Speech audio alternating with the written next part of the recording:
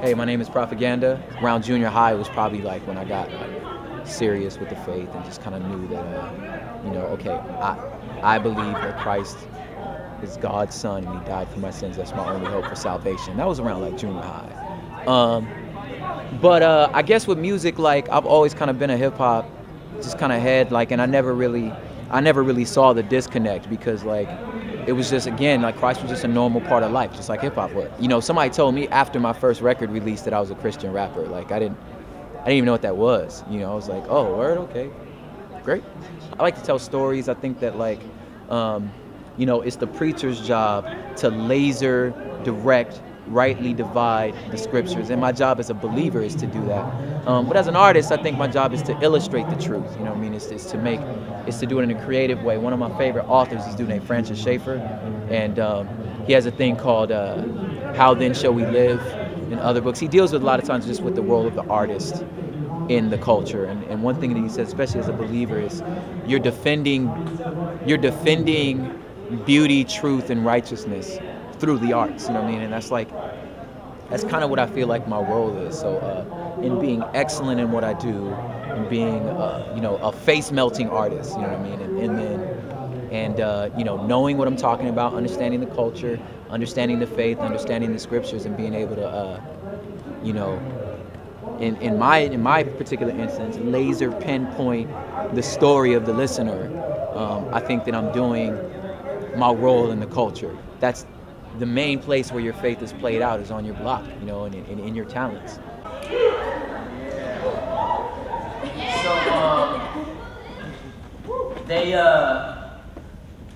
they tell me the city sings the song, and you can't help but sing along. And I'll be looking in their eyes like I'm sorry, you dead wrong. Like, see, we came from birth sinning in very meager beginnings, where all we had was spam and an interceding grammar. And I tried to read the word, but I didn't understand the grammar, till his grace came and it gave me a new brain. But you cannot tell me that poverty is bigger than sovereignty. We lived in the same projects as you, lived right next to you, and I dodged the same bullets, and I've even spent time in the burbs, that's my word. And when you born off a launderer with drugs and money launderers, now a husband and a father, that's proof that God loved you, see. We chose not to slang, and that gave me much more bravery than them OGs would ever give me credit for. And the road was so lonely, we had God only. And fools would creep by slowly like, well, homie, but steady wins the race. Open your ears. These fools been hustling for years. It sound like they grinding gears, stripping up their clutches. And ironically, it's automatic. I'ma literally drive by your drive-bys. Listen, you are not your hood. It did not make you.